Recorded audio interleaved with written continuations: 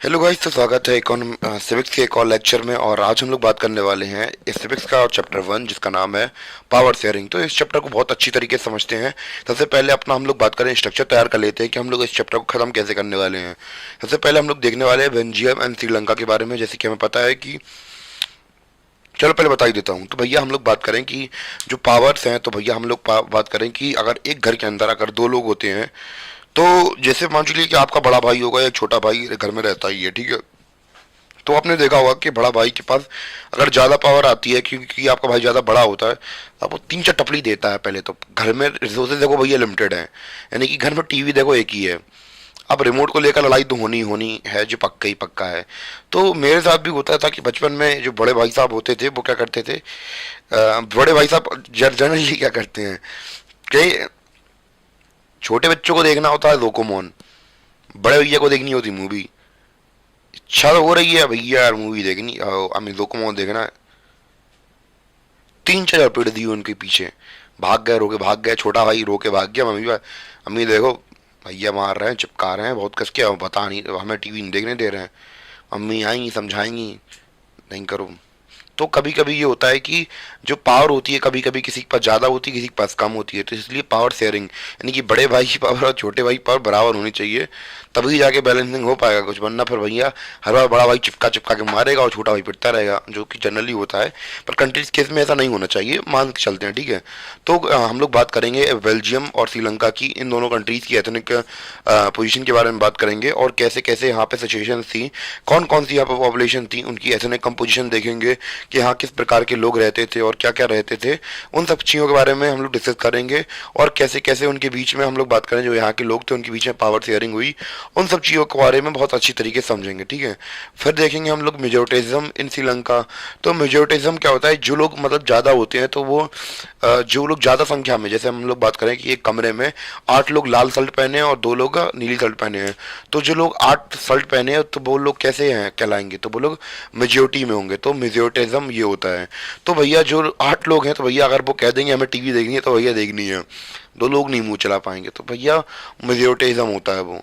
तो कहाँ पे देखने को मिलता है, हमें श्रीलंका में देखने को मिलता है। क्लियर। तो इसके बारे में बात करेंगे। फिर हम लोग बात करेंगे एकोमोडेशन इन बेल्जियम के बारे में।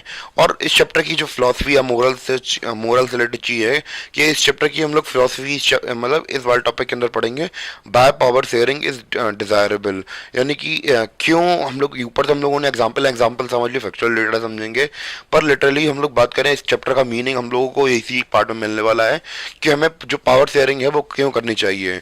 फिर इसके बाद हम लोग बात करेंगे फॉर्म्स ऑफ पावर शेयरिंग के अलग अलग फॉर्म्स कैसी कैसी होती हैं पावर शेयरिंग। तो इस प्रकार हम लोग अपना जो चैप्टर है वो मतलब चैप्टर है वो कंप्लीट करेंगे। तो होगा कुछ नहीं, इस चैप्टर में हम लोग बात करने वाले हैं बेल्जियम की। बेल्जियम के अंदर 2 ग्रुप्स रहेंगे, वो आपस में टकराएंगे और उनके बीच में कॉन्फ्लिक्ट होंगे। और फिर हम लोग बात करें कि श्रीलंका के बारे में बताया जाएगा, श्रीलंका के अंदर कैसे अलग अलग ग्रुप्स के लोग होंगे, उनकी अलग अलग लैंग्वेज होगी, या फिर हम लोग बात करें कल्चर होगा, तो ये आपस में टकराव करेंगे। और फिर हमें इस वजह से एग्जाम्पल देके समझाया जाएगा कि जो पावर शेयरिंग है वो क्यों जरूरी है। क्योंकि ये भैया अगर हमें क्लास नहीं चाहिए सोसाइटी के अंदर, या फिर लड़ाई झगड़ा नहीं चाहिए अलग अलग सोसाइटी मतलब सोसाइटी के लोगों के बीच में, तो फिर हमारे लिए यही अच्छा है कि हम लोग क्या करें, पावर शेयरिंग करें, तभी हमारी सोसाइटी अच्छे से वर्क कर पाएगी। अन्यथा हमारी सोसाइटी के अंदर क्या होते रहेंगे, अन्यथा हमारी सोसाइटी के अंदर क्लासेस होते रहेंगे और लड़ाई झगड़े बढ़ते रहेंगे। तो यही इस चैप्टर में क्रक्स है और कुछ नहीं है। तो स्टार्ट करते हैं अपना चैप्टर। बिना किसी देरी की समरी देनी थी मुझे, तो दे दी मैंने, जिससे कि आप लोग भड़बड़ाए ना, आई मीन टेंशन में ना लें। तो सबसे पहले हम लोग बात करेंगे एथनिक कंपोजिशन ऑफ बेल्जियम। तो सबसे पहले हम लोग बात करने वाले हैं कि एथनिक कंपोजिशन ऑफ बेल्जियम में हम लोग सबसे पहले मतलब वहाँ के लोगों के बारे में हम लोग जान लेते हैं पहले, फिर उसकी हम लोग पॉपुलेशन और प्रॉब्लम्स के बारे में समझते हैं। तो एथनिक का मतलब एक्चुअली हम लोग इस तरह से निकाल सकते हैं कि एथनिक का मतलब क्या होता है, कि लोगों का डिवीजन किया जाए एज अ कल्चरल डिवीजन, यानी कि लोग कल्चर के बेसिस पर डिवाइड किया जाए। कि जैसे कि हम लोग बात करें एथनिसिटी नहीं होती है, जैसे कि हम लोग बात करें एक ग्रुप बना दिया जाता है। जैसे हम लोग बात करें कि हिंदू धर्म के लोग हैं, मुस्लिम धर्म के लोग हैं, तो हम लोग बात करें, या फिर एक रीजन को लेकर हो सकती है, जैसे कि यूपी वाले हैं हम, तो जैसे इंडिया और बांग्लादेश का निकल जाए, आदमी पहुंच जाए अमेरिका, तो भैया वहाँ पे दोनों लोग मिलेंगे तो भैया वो कहेंगे हाँ हम लोग एशियन कल्चर के हैं। तो फिर एक तरीके से एथनिसिटी डेवलप होती है दोनों के बीच में। तो एथनिक कंपोजिशन क्या है कि वहाँ पे कौन कौन से शेयर्ड कल्चर, मतलब अलग अलग कल्चर के लोग रहते हैं बेल्जियम के अंदर, उसको समझ लेते हैं। तो अगर हम लोग बात करें कि जो 59% हैं लोग हैं जो बेल्जियम के अंदर, वो कहाँ रहते हैं, फ्लेमिश रीजन में रहते हैं। और बोलते कौन सी लैंग्वेज है, डच लैंग्वेज बोलते हैं। कौन सी लैंग्वेज बोलते हैं, डच लैंग्वेज बोलते हैं। और बाकी की जो 40% लोग हैं वो रहते हैं वेलोनिया रीजन में। कहाँ पे, वेलोनिया रीजन में, और बोलते हैं कौन सी भाषा, फ्रेंच भाषा बोलते हैं। और रिमेनिंग जो 1% हम लोग बात करें लोग हैं, वो कौन से बेलियंस लोग हैं, वो बोलते हैं जर्मन बोलते हैं, ठीक है। और हम लोग बात करें इसकी जो कैपिटल सिटी है वो कौन है, ब्रुसेल्स है।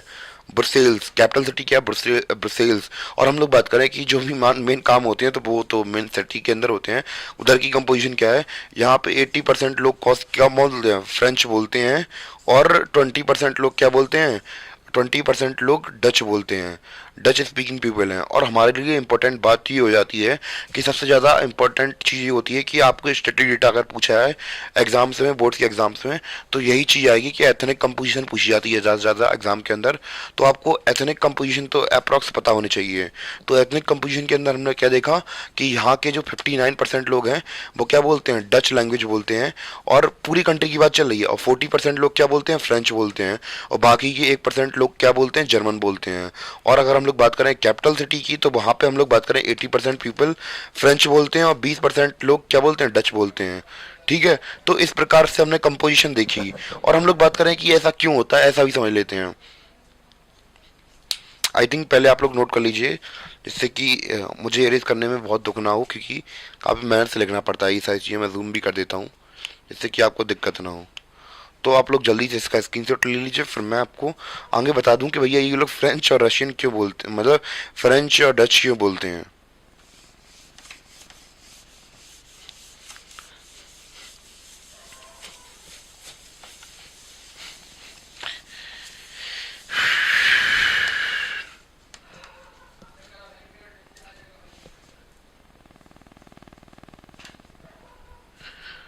तो हम लोग बात करें कि जो हम लोग बात करें एक तरीके से, ये नक्शा मान लीजिए, ये बेल्जियम है, ठीक है। इसके नीचे है फ्रांस, ठीक है। यहाँ है जर्मनी और यहाँ नीदरलैंड, ठीक है। तो अब हम लोग बात करें नीदरलैंड के लोग क्या बोलते हैं, डच बोलते हैं। तो अब जब डच बोलते हैं तो अब ऐसा तो है नहीं कि इतने इतने लोगों के लिए बाउंड्री मायने रखती हो। तो भैया इस पूरे इलाके में लोग डच बोलते हैं नीदरलैंड में, तो इसलिए डच का इन्फ्लुएंस इस साइड ज़्यादा देखने को मिलता है। फ्रेंच का इन्फ्लुएंस हमें इस साइड ज़्यादा देखने को मिलता है, तो इधर के लोग ज़्यादा से ज़्यादा फ्रेंच बोलेंगे। तो आप लोग खुद यहाँ पे आधा डिवीजन ऐसे हो गया, आधा डिवीजन ऐसे हो गया, और बाकी का जर्मनी इतना बचा, तो इतना 1% लोग जो जर्मन की बात कर रहे थे वो यहाँ से ले लिया। तो ऐसे अलग अलग एथनिक कल्चर के लोग हमारे, जब हम लोग बात करें कि हमें वहाँ पे देखने को मिलते हैं बेल्जियम के अंदर। तो ये सारी चीज़ें हमें देखने को मिल रही है। ऐसे करके हम लोग बात करें कि जो फ्रांस, जो बेल्जियम है, उनकी कंपोजिशन हुई है, एथनिक कंपोजिशन ऐसी हुई है। और काफ़ी इंपॉर्टेंट टॉपिक भी है, काफ़ी इंपॉर्टेंट सवाल भी है, जो कि आपके ज़्यादातर ज़्यादा बोर्ड एग्जाम में पूछा जाता है। तो गाइस अब हम लोग बात कर लेते हैं कि यहाँ पे जो बेल्जियम की हम लोग बात ही कर रहे थे, तो यहाँ पे क्या कारण थे जिसकी वजह से यहाँ पे टेंशन जो हम लोग बात करने वाले हैं वो डेवलप हो सकती थी। क्योंकि भैया हम लोग पावर शेयरिंग की बात ही कर रहे हैं, तो कैसे कैसे जो कंट्रीज थी तो वो आपस में बटी हुई थी, मतलब जो कंट्री थी वो आपस में, मतलब अलग अलग लोगों से बटी हुई थी, और क्या क्या टेंशन थी उसके बारे में बात कर लेते हैं। तो the minority French speaking community was relatively rich and powerful. तो पूरे अगर हम लोग बात करें बेल्जियम के अंदर, जो हम लोग बात करें कम्युनिटी थी, कौन सी, फ्रेंच स्पीकिंग कम्युनिटी थी, ये लोग पैसे से बहुत मजबूत थे। तो कोई व्यक्ति अगर पैसे से मजबूत होता है, तो आप लोगों ने जब भी देखा होगा किसी भी कंट्री के अंदर, अगर हमारी अपनी कंट्री के अंदर भी अभी भी बात करें, तो केवल 1% लोग ही बहुत ज़्यादा अमीर हैं, बाकी सब तो गरीब ही गरीब हैं, ठीक है। तो फिर वहाँ पे भी यही सीन था कि जो फ्रेंच स्पीकिंग कम्युनिटी थी वो रिलेटिवली जो रिच और पावरफुल थी। कैसी थी, रिच और पावरफुल थी। उसके अपोजिट में अगर हम लोग बात करें किसकी, डच स्पीकिंग कम्युनिटी की, तो वो हम लोग बात करें कि इन्हें जो इकोनॉमिक डेवलपमेंट है और एजुकेशन है ये काफ़ी बाद में मिला। यानी कि ये लोग ऐसा समझ लेते हैं, यानी कि जनसंख्या में तो ज़्यादा थे, पर हम लोग बात करें कि जो पैसे और एजुकेशन के मामले में, इकोनॉमिक डेवलपमेंट के मामले में ये लोग काफ़ी पिछड़े हुए थे as compared to French speaking people. तो फिर यहाँ पे ये प्रॉब्लम होने लगी। तो प्रॉब्लम यहाँ पे ये आती है कि भैया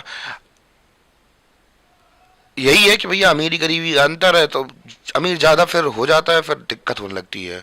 गरीबों को लगने लगता है कि हाँ हमारे साथ गलत हो रहा है, गलत हो रहा है, पर कहीं ना कहीं गलती उनकी ही होती है क्योंकि उन्होंने कुछ सही टाइम पे डिसीजन नहीं लिए होते। तो वही वाली प्रॉब्लम थी, और ये मेन रीज़न था डिफरेंसेस का।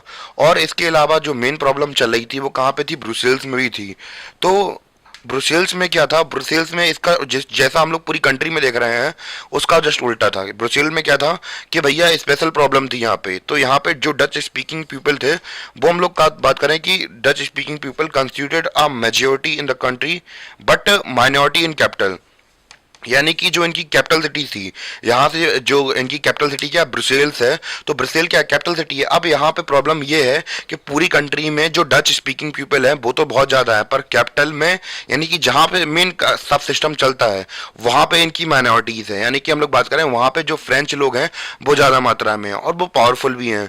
तो अब हम लोग बात करें कि इनके बीच में जो डिफरेंसेस हैं, ये लोग जो डच वाले थे ये कहते थे भैया हाँ इन लोगों को, ये लोग डेवलप मतलब इन लोगों के पास पैसा है तो ये कुछ भी कर सकते हैं क्या, और हम लोग भी कम थोड़ना है किसी, क्योंकि ये लोग भी हम लोग बात करें कि पैसे के मुकाबले में तो नहीं पर पॉपुलेशन के मुकाबले में पूरे कंट्री में ज़्यादा थे। तो अब यही टेंशन बन सकती थी आगे चल के, और इसका इन लोगों ने प्रॉब्लम्स का सोल्यूशन कैसे निकाला वो हम लोग आगे समझेंगे। पर आई थिंक रीज़न तो समझ में आ ही गया होगा आपको कि क्या रीज़न था कि इन दो कम्युनिटीज़ के बीच में काफ़ी ज़्यादा प्रॉब्लम्स चल रही थी, प्रॉब्लम्स हमें देखने को मिल रही थी।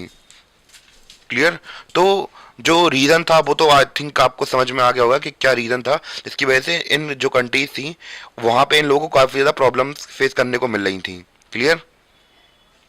तो गाइस अभी तक हम लोगों ने प्रॉब्लम समझ ली कहाँ की, बेल्जियम की। अब समझ लेते हैं अपने पड़ोसी की जहाँ की, जिसका नाम है श्रीलंका।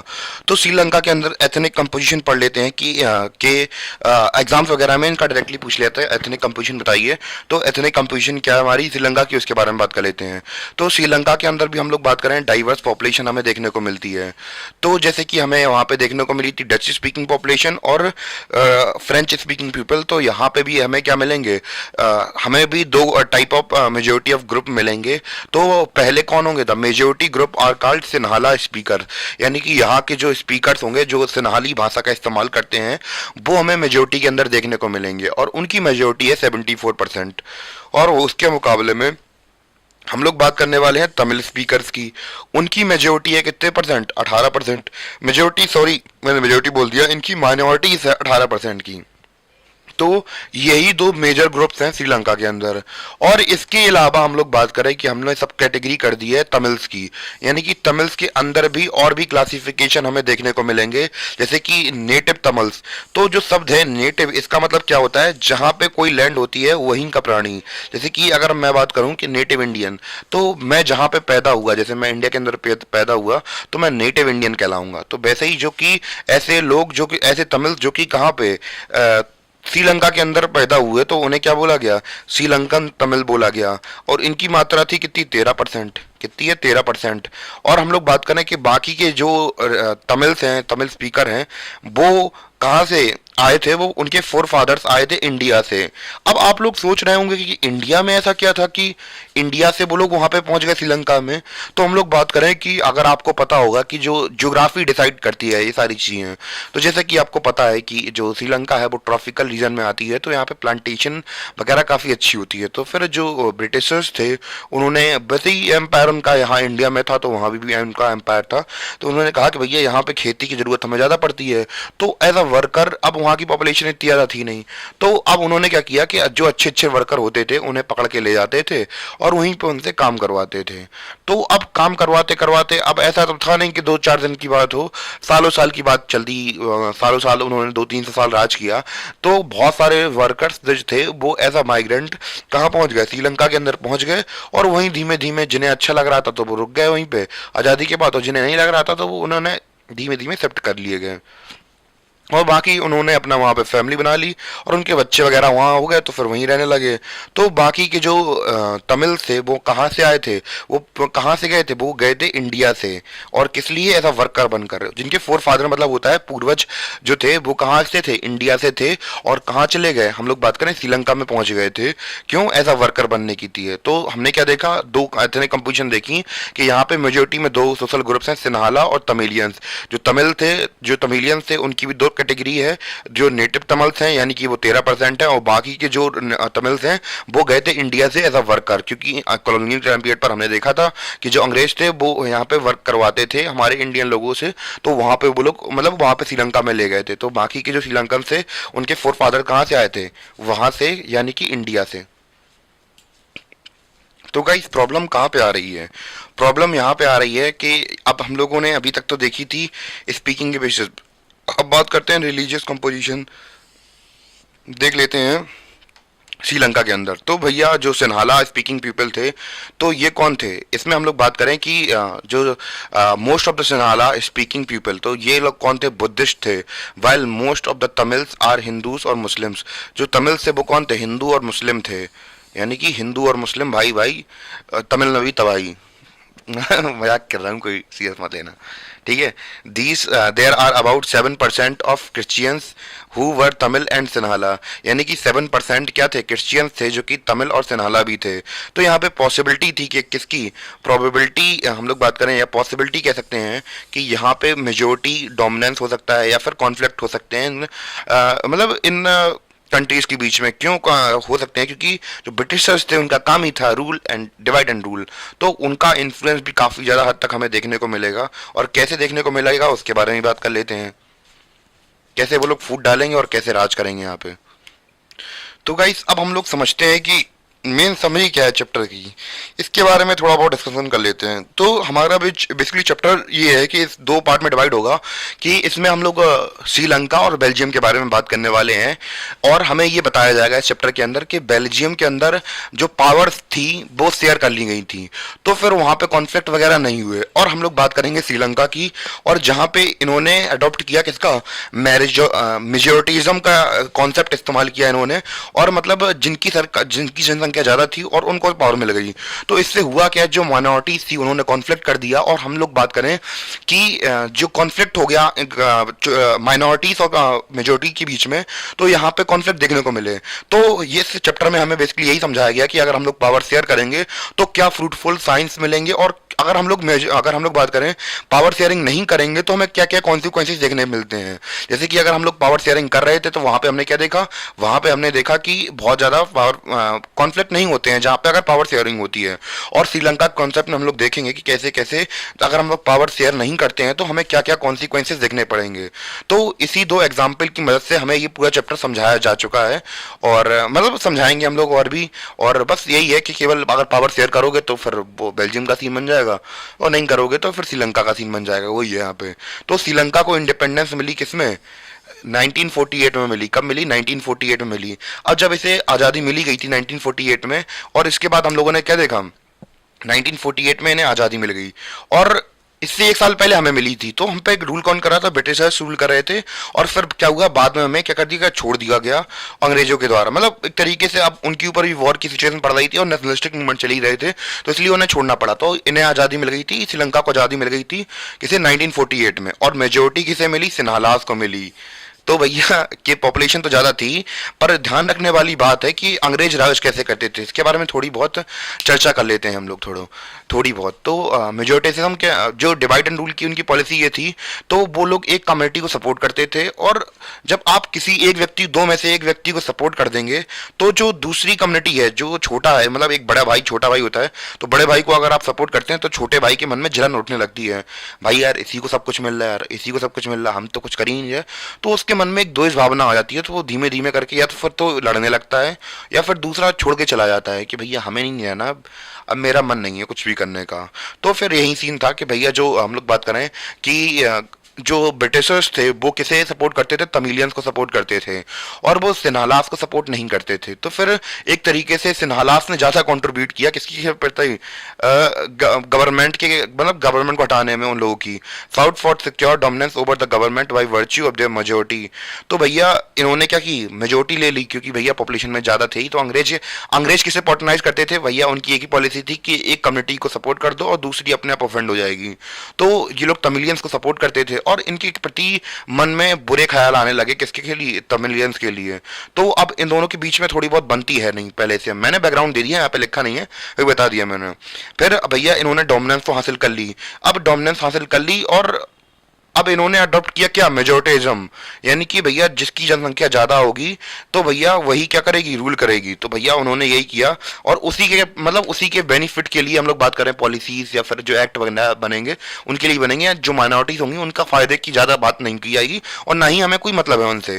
तो ये इनकी अप्रोच रहने वाली है, इसलिए प्रॉब्लम्स होंगी यहाँ पे। तो मेजोरिटिज्म की डेफिनेशन देख लेते हैं। I believe that the majority community should be able to rule a country in a whichever a way in it want by disregarding the wishes and needs of the majority। यानी कि जो minority वाली जो team होती है तो उनकी जो नीड्स और विशेज हैं उनको क्या कर दिया जाता है, नेग्लेक्ट कर दिया जाता है, यानी कि उनसे मतलब नहीं रखा जाता है।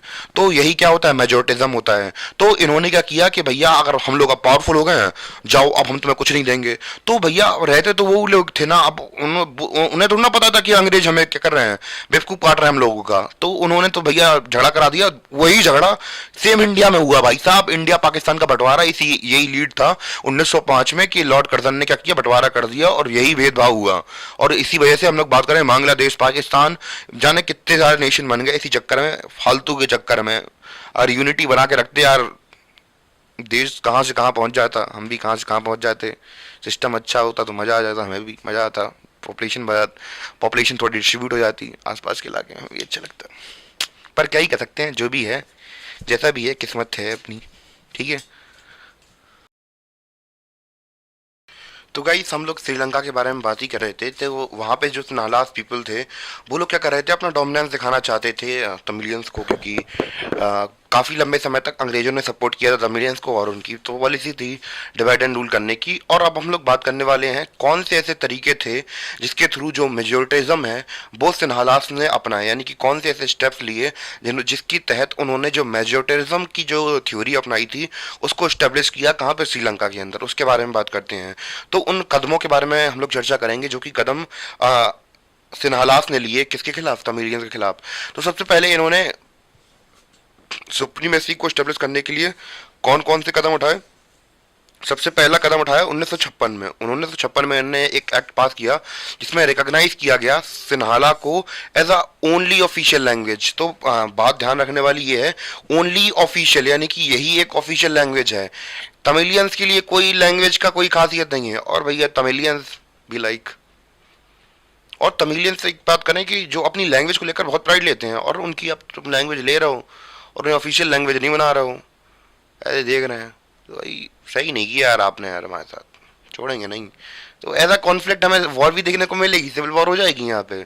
तो यही होता है अगर आप पावर शेयर नहीं करते हैं। तो 10 डिसरिगार्डिंग तमिल, तो तमिल की कोई इज्जत नहीं कर रहे थे ये लोग, अपनी सिन्हाला को ऑफिशियल लैंग्वेज बना दिया। और क्या क्या कदम उठाए उसके बारे में बात कर लेते हैं। The government followed preferential policies that favoured Sinhala applicant applicants for university position and government job. तो भैया यूनिवर्सिटी में अगर आपको पोजीशन चाहिए, मतलब यूनिवर्सिटी में एडमिशन चाहिए या गवर्नमेंट जॉब चाहिए, तब भी सिन्हाला वी लाइक, हम लोग मेजोरिटी में भाई, जो चाहे वो करेंगे। हमारे बेटे पढ़ेंगे यूनिवर्सिटीज़ में और हमारे बेटे ही गवर्नमेंट जॉब करेंगे, तुम्हारे कोई कुछ नहीं करने वाला, ना तुम लोग कुछ कर पाओगे। तमिलियंस तमिलियंस भी लाइक, अच्छा अच्छा ऐसे बात है, हम भी बेटा कर्फ्यू लगा देंगे पूरे शहर में, घंटा बजाते रहना, मतलब मजाक की तरफ से कह रहा। तो बस यही है कि गवर्नमेंट पोजीशन फिक्स कर दी गई, गवर्नमेंट जॉब फिक्स कर दी गई, और जो यूनिवर्सिटीज़ वगैरह थी उनके ऊपर भी, मतलब जो यूनिवर्सिटीज़ वगैरह थी उनमें सीट्स किसके लिए, सिन्हालिया किसके लिए फेवर करती थी, और गवर्नमेंट जॉब्स भी सिन्हाला को ही फेवर करती थी, जो तमिलनाडु से उन्हें फेवर नहीं किया जाता था।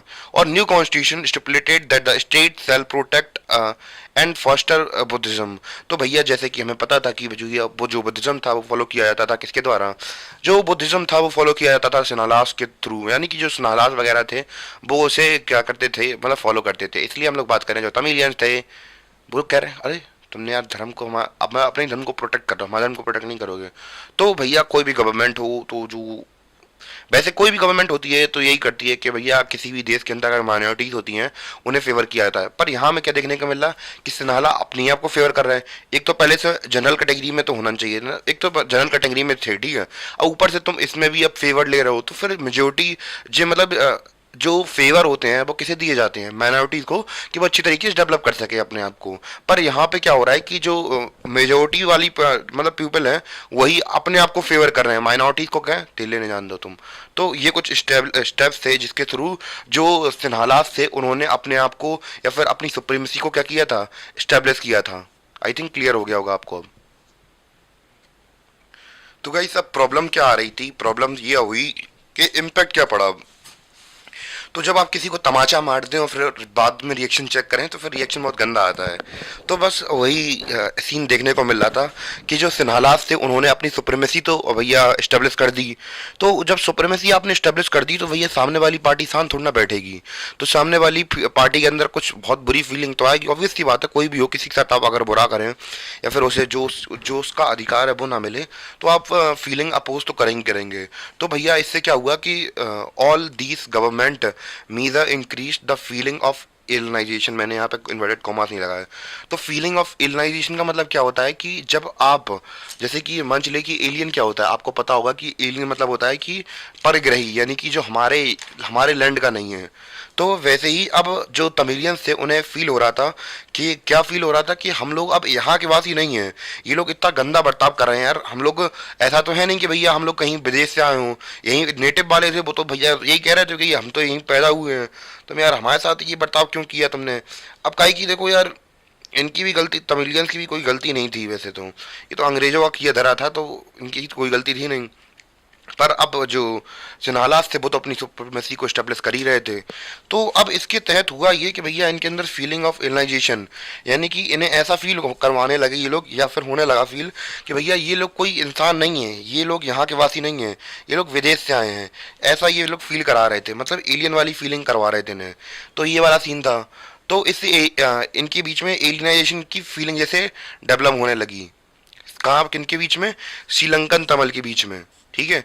दे felt that the Buddhist Sinhala leaders were never sensitive to their language and culture.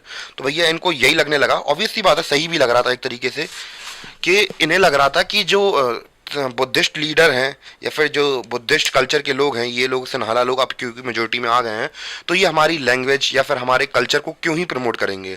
Obvious सी बात है, क्यों ही प्रमोट करें हम लोग। अब भैया जब हमने मेजोरिटिज्म अपनाया है, हमें तुम्हारी कोई चिंता नहीं है, तो हम तुम्हारा कल्चर तुम्हारी लैंग्वेज क्यों प्रमोट करें।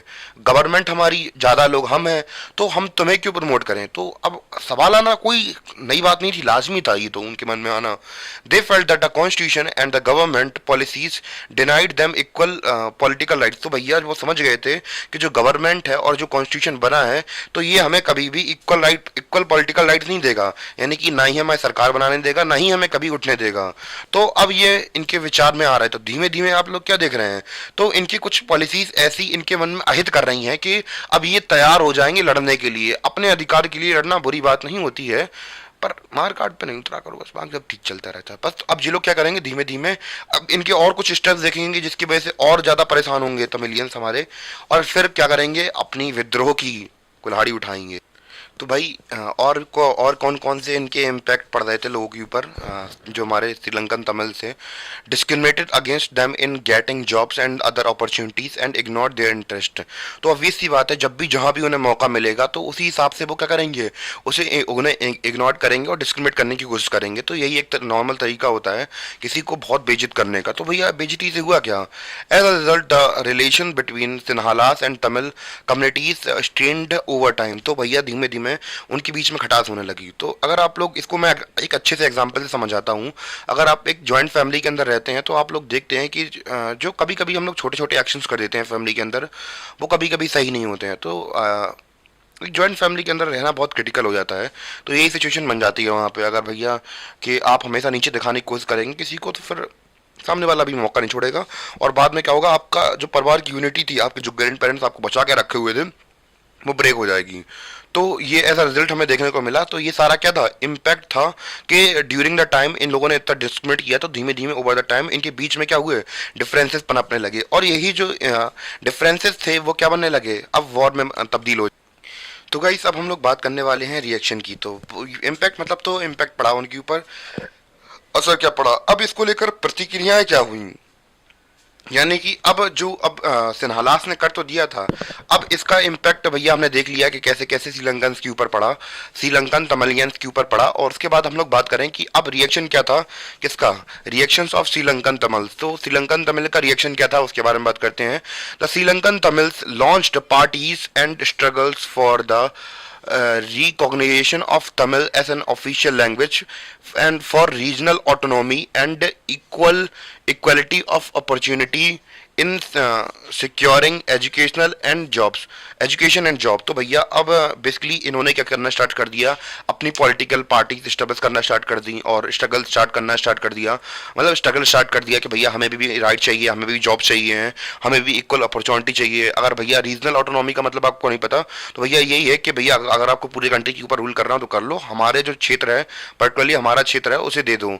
और अगर आपके मन में आ रहा होगा ये लोग अलग से कंट्री क्यों नहीं बना पा रहे, तो भैया कोई भी गवर्नमेंट हो तो वो कभी भी अपने देश का बंटवारा नहीं होने देती है, क्योंकि भैया अगर रीजनल चला जाएगा तो बहुत बड़ा प्रॉब्लम हो जाएगी। जैसे अगर इंडिया के अंदर बात करें तो बहुत सारे स्टेट्स क्या करते रहते, डिमांड करते रहते हैं कि हाँ हमें हमें रीजनल कंट्री दे दो, अलग से कंट्री दे दो। जैसे खालिस्तान का मुद्दा सुना होगा आपने, या फिर दूसरी नॉर्थ ईस्ट नागालैंड, आपने बहुत सारी चीज़ें सुनी होंगी। तो इसको लेकर कंट्री ये तो थोड़ा सीधे कह देगी कि भैया हम तुम्हें पूरी कंट्री दे दे रहे, अलग कर दो, अलग हो जाओ हमसे।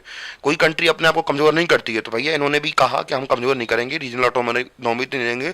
और धीमे धीमे अब यहाँ पे जब वही है कि सास भी मजबूत तो बहू भी मजबूत, तो फिर घर में कलेश तो होना ही है। तो भैया यहाँ भी कलेश होना शुरू हो गया। तो जो भैया ज़्यादा मेजोरिटी में थे वो भी कलेशी थे, और कम मेजोरिटी में थे वो भी कलेशी थे। अब कलेशी कलेशी मिलेंगे तो बात तो होना ही है। मजाक कर रहा हूँ, बुरा मत मानना है प्लीज़। कोई किसी के लिए मैं मतलब एक तरीके से मैं कह दूँ कि मैं किसी के लिए बुरा नहीं चाहता हूँ, बस हिस्ट्री को ऐसा एंजॉय वे में पढ़ाना चाहता हूँ। इससे ज़्यादा कुछ भी मेरा इंटरेस्ट नहीं है किसी को ऐड करने में। By 1980, several political organizations were formed demanding an independent Tamil alien in northern and eastern part of Sri Lanka। तो भैया ये लोग कहने लगे कि भैया हमारे लिए इंडिपेंडेंट स्टेट बना दो, मतलब पर्टिकुलरली हम लोग के लिए कि हम लोग यहाँ पे रूल कर सकें। जैसे कि आपको पता होगा कि जैसे तमिलनाडु, जैसे हम लोग बात करें ये श्रीलंका है, ठीक है, तो यहाँ पे इस वाले रीजन के अंदर हमें थोड़ा बहुत ऑटोनॉमी दे दो, ठीक है। तो ऐसे रीजन के अंदर हमें ऑटोनॉमी दे दो, ये लोग कह रहे थे। डिस्ट्रस्ट बढ़ता गया दो कम्युनिटीज़ के बीच में, और धीमे धीमे क्या होने लगा, सिविल वॉर की सिचुएशन बनने लगी। सिविल वॉर क्या होता है उसके बारे में अभी मैं डेफिनेशन बता दूंगा। यानी कि अब इनके बीच में बन नहीं रही थी और धीमे धीमे खून खराबा बहुत ज़्यादा होने लगा। तो अब खून खराबा होगा और कैसे कैसे होगा उसके बारे में बात करते हैं। तो सिविल वॉर की सिचुएशन बनने लगी थी यहाँ पे, कुल मिला के ये समझ लीजिए। क्लियर।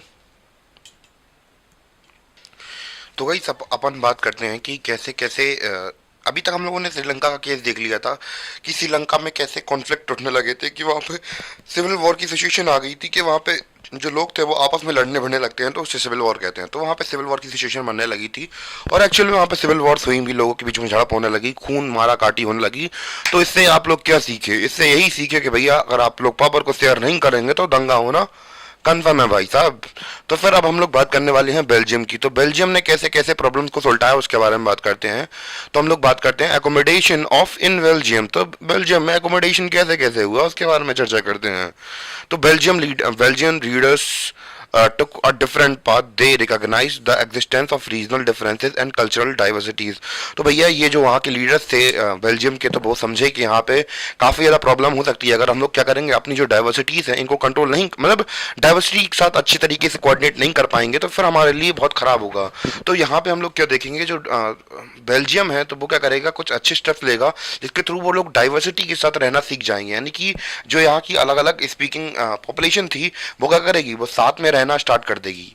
साथ में रहना इन द सेंस कि साथ में रहना स्टार्ट, घर में एक दूसरे के साथ नहीं रहेंगे, वो लोग ऐसे लॉस या पॉलिसीज लाएंगे जिसके थ्रू हम लोग बात करें उन लोगों के बीच में जैसे जो भी डिफरेंसेस हैं वो ख़त्म हो सकें। जैसे कि हम लोग बात करें गवर्नमेंट लेवल पर जो मेंबरशिप होती है पार्लियामेंट के ऊपर, तो वो बराबर बैठा देंगे। तो जैसे कि जो अपॉर्चुनिटीज़ हैं या फिर बिल वगैरह पास होंगे जॉब्स को लेकर, एजुकेशन को लेकर, वो बराबर मात्रा में हो। ऐसा नहीं हो कि किसी के बीच में डिफरेंसेस होंगे। तो अलग अलग स्टेट लेवल पर या हम लोग बात करें सेंट्रल लेवल पर जो अलग अलग गवर्नमेंट बनती है, तो उनमें इक्वल रिप्रेजेंटेशन दे देंगे दोनों गवर्नमेंट को। तो जब दोनों लोगों के पास पॉलिटिकल राइट्स होंगे, तो हम लोग बात करें जो पावर है वो अच्छी तरीके से शेयर होगी, और जो भी पॉलिसीज बनेंगी वो सबके लिए बराबर हो जाएंगी। तो फिर एक तरीके से एक एग्जाम्पल सेट किया है बेल्जियम ने कि अगर आपके पास पावर होंगी, अगर आप मेजोरिटिज्म को फॉलो करेंगे, भले ही आपके पास पावर्स हो, पर मेजोरिटिज्म से कुछ नहीं हासिल नहीं होने वाला है।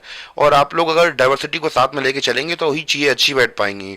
तो क्या क्या स्टेप्स लिए बेल्जियम ने अपने आप को अपने यहाँ पे कंट्री में, तो उसके बारे में चर्चा करते हैं अब हम लोग। अब तो गाइस अब हम लोग उन स्टेप्स के बारे में चर्चा कर लेते हैं जिनसे हम लोग बात करें बेल्जियम ने क्या किया अपने देश के अंदर इतनी भिन्नता होने के बावजूद भी पावर को शेयर किया, और कौन कौन से ऐसे स्टेप्स थे जिसकी वजह से वहाँ पे जो पावर शेयरिंग थी वो पॉसिबल हो सकी। उन मॉडल्स के बारे में हम लोग अब चर्चा करने वाले हैं जिसकी वजह से जो बेल्जियम थी वहाँ पे जो पावर शेयरिंग थी वो अच्छे तरीके से हो पाई। उसको समझते हैं अब। तो हम लोग बात करें कि बिटवीन 1970 से 1970 से लेकर 1993 तक उन्होंने अपना कॉन्स्टिट्यूशन क्या किया, अमेंड किया। अमेंड मतलब क्या होता है, कॉन्स्टिट्यूशन को सुधारना या फिर मॉडिफाई करना। Their constitution 4 times so as to work out an arrangement that would enable everyone to live together within a same country.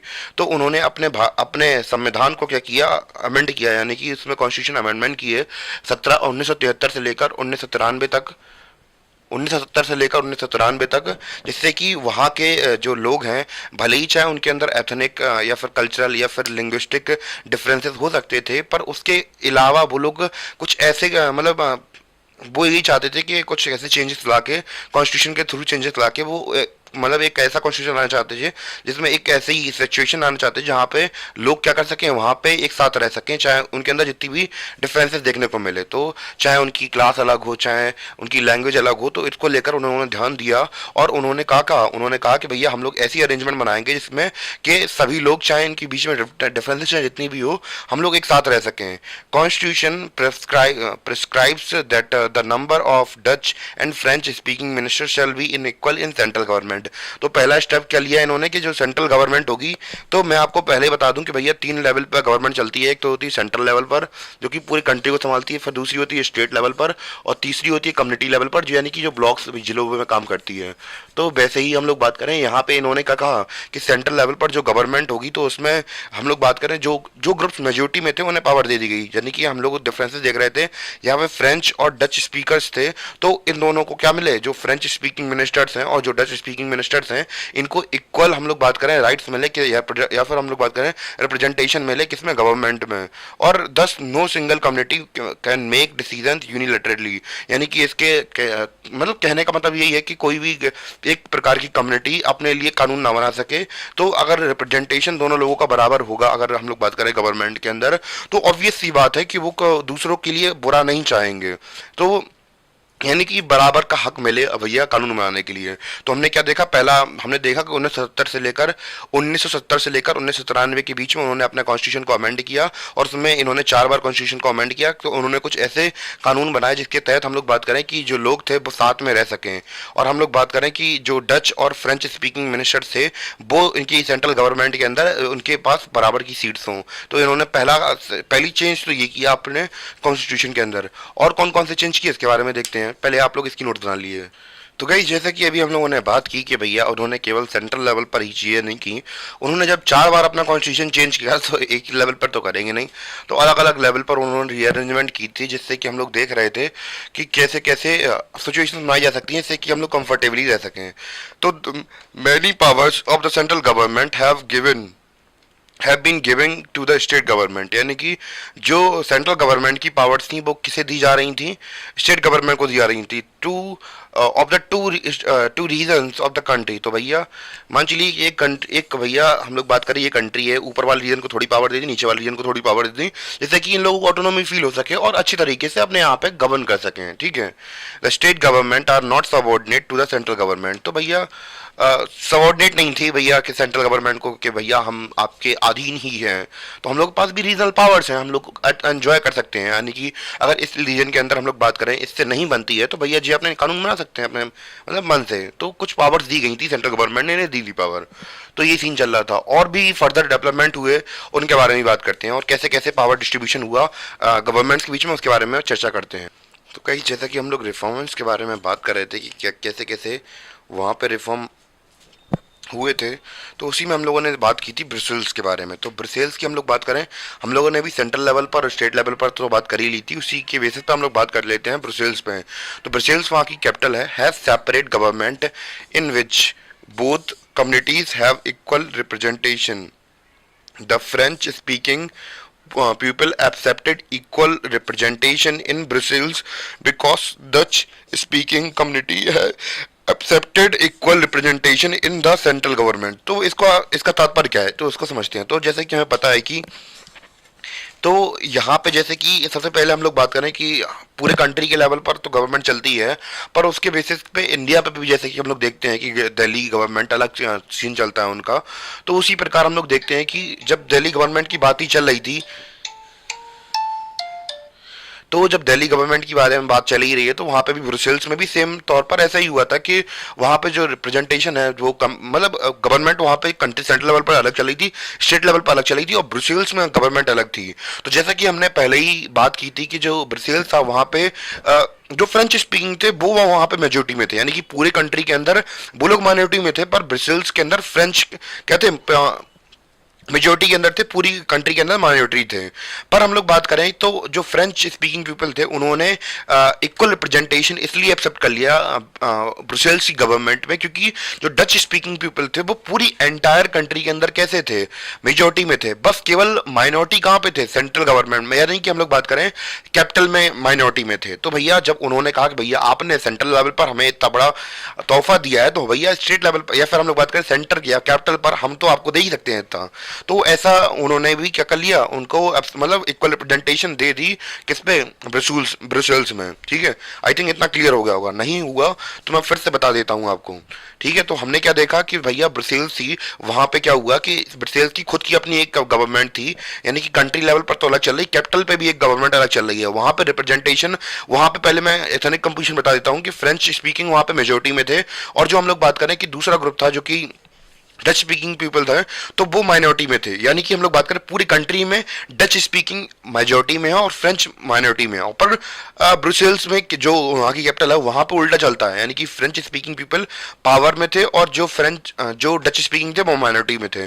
तो फ्रेंच स्पीकिंग पीपल ने यानी कि ब्रुसेल्स के अंदर इक्वल रिप्रेजेंटेशन इसलिए मान ली क्योंकि जो डच स्पीकिंग पीपल ने पूरे एंटायर कंट्री के लेवल पर उन्होंने ये बात एक्सेप्ट कर ली है। तो यही लिखा है वहाँ पे। और इसके अलावा हम लोग बात करें community government elected by the people belonging to one language community, Dutch speak and the German speaking, no matter where they live. This government has the power regarding the cultural education and language related issues। तो भैया दो level पर तो हम लोगों को पता है कि जब हम लोग वर्टिकली पावर का डिवीजन करते हैं तो सेंट्रल लेवल, स्टेट लेवल और कम्युनिटी लेवल पर करते हैं। तो वहाँ पे भी कम्युनिटी लेवल गवर्नमेंट थी, जिसमें कि हम लोग बात करें कि अब इससे फर्क नहीं पड़ता आप जर्मन हो या फिर हम लोग बात करें बस किसी क्षेत्र के एक सिंगल यूनिट के तौर पर। अगर हम लोग बात करें छोटे क्षेत्र के तौर पर, जैसे कि मान के दिल्ली के, जैसे हम लोग बात करें दिल्ली का कोई एक पर्टिकुलरली एरिया मान लीजिए, तो वहाँ पे हम लोग बात करें कम्युनिटी गवर्नमेंट बन सकती है। मतलब ऐसा एग्जाम्पल बता रहा हूँ कि वहाँ पे एग्जाम्पल लेके कि इंडिया का एग्जाम्पल लेके कि आप समझ जाएं। तो वहां पे भी जो कम्युनिटी लेवल पे जो गवर्नमेंट थी उनके पास भी काफी सारी पावर्स थी, एजुकेशन को लेकर, कल्चर को लेकर, तो इससे रिलेटेड उनके पास काफी सारी पावर्स थी। तो भैया जो प्रॉब्लम्स हो सकती थी वो सुलझा सकते थे कम्युनिटी लेवल पर। तो हम लोगों ने देखी कि कैसे कैसे वहां पे कल्चरल डाइवर्सिटीज होने के बावजूद भी उन्होंने समझा कि भैया पावर्स का अगर एक्चुअली अच्छे से डिस्ट्रीब्यूट नहीं करेंगे तो हमें काफी ज्यादा कॉन्सिक्वेंसेस देखने को मिलेंगे। तो एक तरीके से हम लोग चैप्टर का अब कॉन्सिक्वेंस या फिर एक सेंस तो हमारे हाथ में आ चुका है, क्योंकि हमने देखा था कि श्रीलंका के अंदर जो पावर्स थी उनका डिवीजन अच्छे तरीके से नहीं हुआ था। इस वजह से हमने देखा कि वहां पे खून खच्चर हो गया और पावर डिवीजन इंडिया इधर के अंदर जो ब्राजील था सॉरी जो हमारा बेल्जियम था वहां के अंदर अच्छी तरीके से पावर को शेयर किया गया। तो इससे हमें वहां पे कॉन्फ्लिक्ट देखने को नहीं मिले और काफी बार कॉन्स्टिट्यूशन को चेंज करने के बाद वहां पे जो चीजें थी वो वर्क कर गई। तो एक क्रक्स हमारा यहीं पे तैयार हो गया है। बाकी क्या क्या और अपडेट हुए उनके बारे में बात कर लेते हैं हम। तो गाइस जैसे कि हमने देखा कि बेल्जियम का सिस्टम बहुत ज़्यादा कॉम्प्लिकेटेड है। इधर पे इतनी ज़्यादा कॉम्प्लिकेशन बना दी, स्टेट के लेवल पर अलग, सेंट्रल के लेवल पर अलग, कम्युनिटी के लेवल पर अलग। पर भले ही इन्होंने यहाँ पे जितनी भी जो कॉम्प्लेक्शंस रही हो, कॉम्प्लिकेशन रही हो, पर अरेंजमेंट इनका जो भी इन्होंने अरेंजमेंट बनाया है वो हमें बहुत अच्छा देखने को मिलता है। भले ही हम लोग बात करें कि श्रीलंका की, तो श्रीलंका में क्या हुआ कि श्रीलंका में हमें देखने को मिला कि हमें वहां पे प्रॉब्लम फेस करने को मिली। सिंपल उनका सिस्टम सीधा था कि हम लोग क्या करेंगे, मेजोरिटिज्म को अपनाएंगे और जो पावर्स हैं वो केवल जो मेजोरिटी वाले लोग हैं उन्हें दे देंगे। तो उससे हमें देखने को क्या मिला कि वहां पे सिविल वॉर जैसी सिचुएशन बन गई और वहां पे बहुत भयंकर मारा काटी हुई। तो इससे हमें क्या सीख मिली, यानी कि हमें ये सीख मिली कि भैया पावर भले ही तुम ज्यादा रख लो पर भैया कलेश तो नहीं बच पाओगे। तो भैया और इन लोगों ने क्या सिस्टम बनाया, पावर भले ही हम लोग बात करें कम रखी, पर इन लोगों के पास हमें ये देखने को मिला कि भैया जो कलेश था उससे बच गया। और भैया अगर आप कलेश से बच रहे हैं तो बहुत बढ़िया जिंदगी है आपकी। तो इन्होंने बहुत भयंकर बहुत बढ़िया काम किया। तो इन्होंने but these arrangement have worked well so far. तो इनकी जो अरेंजमेंट इन्होंने बनाई थी वो बहुत अच्छे से काम करी। They help to avoid civic strikes between the two major communities and a possible division of the country on linguistic lines. तो भैया लिंग्विस्टिक बेसिस पे इन्होंने भैया झड़प नहीं होने दी और लोगों के बीच में जो झड़प हो रही थी कहाँ, श्रीलंका के अंदर सिविल वॉर जैसी सिचुएशन बनाई थी, वो सिचुएशन नहीं बन पाई यहाँ पे। तो बहुत सारी जो कंट्रीज थी कहाँ की, यूरोप की, और उन्होंने क्या बनाया, उन्होंने यूरोपियन यूनियन बनाया। तो जैसे कि आप लोग जब यूपीएससी की तैयारी करेंगे तो आपको पता चलेगा कि दुनिया की अलग अलग कंट्रीज साथ में आती हैं, ग्रुप्स बनाती हैं और क्या करती हैं, अपने आपस का खुद का डेवलपमेंट करने के लिए एक ग्रुप बनाती हैं जिसमें कि वो अपने आप को डेवलप करती हैं और क्या बनाती हैं, ग्रुप बना के अपने आप को डेवलप करने की कोशिश करती हैं। तो वैसे ही एक ग्रुप है हमारा यूरोपियन यूनियन, यानी कि इसमें जो यूरोप की कुछ कंट्रीज हैं वो मिलकर क्या करती हैं, अपने आप को डेवलप करती हैं, पावरफुल बनाती हैं। तो उन्होंने जब ग्रुप बनाया तो उन्होंने सोचा कि भैया हम लोग इतनी अलग अलग कंट्रीज से आए हैं तो हम लोग कहाँ पे अपना वो कैपिटल बनाएं। तो इन्होंने डिसाइड किया कि हम लोग कहाँ पे बनाते हैं, ब्रुसेल्स में बनाते हैं। तो इन्होंने ब्रुसेल को हेडक्वार्टर बनाया। क्यों? क्योंकि ये लोग, तो गाइस अभी तक हम लोग बात कर रहे थे कि जो हमारे चैप्टर का डायरेक्शन जा रहा था वो हम लोग बात कर रहे थे दो कंट्रीज के एग्जाम्पल की मदद से। हम लोग ये समझने की कोशिश कर रहे थे कि जो पावर शेयरिंग होती है वो क्यों इम्पोर्टेंट होती है। और अब हम लोग इसके अलग अलग रीजंस के बारे में बात करते हैं, जो कि जैसे कि कोई कहानी हम लोग सुनते हैं तो उसकी समरी भी तो होती है। तो एज अ समरी अब हम लोग बात करने वाले हैं किसके बारे में, हम लोग बात करते हैं मोरल रीजन क्या है और प्रेसिडेंशियल रीजन क्या है कि जो हम लोग बात करें पावर शेयरिंग जरूरी होता है। जो हम लोग बात करें प्रेसिडेंशियल होता है, मतलब इसका मतलब क्या होता है कि समझदारी भरा, यानी कि पावर शेयरिंग करना समझदारी भरा डिसीजन कैसे हो सकता है। या फिर हम लोग बात करें मोरली पावर शेयरिंग क्यों जरूरी है, इसके बारे में बात करते हैं। तो दोनों के अलग अलग फैक्टों के बारे में बहुत डिटेल से डिस्कशन करेंगे अभी। तो भाई ये छोटे में लिखा है और बल्कि और ब्रॉडर पर्सपेक्टिव से मैं आपको बताऊंगा। तो पावर शेयरिंग गुड इसलिए है क्योंकि भैया इट हेल्प करता है कि पॉसिबिलिटी कि भैया कॉन्फ्लिक्ट ना हो किसी सोशल ग्रुप्स के अंदर। तो चाहे जो भी कंट्री हो, तो भैया माइनॉरिटीज और मेजोरिटी तो हमें देखने को मिलती है, चाहे जो भी कंट्री हो, चाहे पाकिस्तान हो, चाहे अमेरिका हो, चाहे सऊदी अरेबिया हो, चाहे इंडिया हो, हर जगह पे आपको अलग अलग सोशल ग्रुप्स देखने को मिलेंगे। तो भैया उनके बीच में कॉन्फ्लिक्ट ना हो इसलिए हम लोग बात करें कि उन्हें पावर शेयरिंग करना चाहिए। क्योंकि भैया वो अगर अपने आप को एलिनेटेड समझेंगे या फिर अलग समझेंगे तो फिर कॉन्फ्लिक्ट होने की सिचुएशन तो ऑब्वियसली बात बन जाएगी। और मोरली हम लोग बात करें क्यों सही है कि भैया पावर शेयरिंग हम लोग बात करें डेमोक्रेसी के लिए बहुत ज़्यादा अच्छा होता है। तो ये दो रीज़न हो सकते हैं हमारे कि अगर आपको शॉर्ट में आ जाए तो आप लोग इस तरीके से लिख सकते हैं, अगर लॉन्ग में है तो मैं अभी आपको और डिटेल से समझाऊंगा कि कैसे कैसे हम लोग पावर को शेयर कर सकते हैं। तो उसमें हम लोग आपको प्रेसिडेंशियल और हम लोग बात करें मोरली दोनों के अलग अलग एग्जांपल देंगे और समझाने की कोशिश करेंगे कि कैसे कैसे जो पावर शेयरिंग होती है वो इतनी ज़्यादा इंपॉर्टेंट होती है। ठीक है, आई थिंक इतना क्लियर हो गया। तो प्लीज़ इसको नोट बना लीजिए पहले आप, फिर आगे देखते हैं। आई थिंक इतना क्लियर हो गया होगा।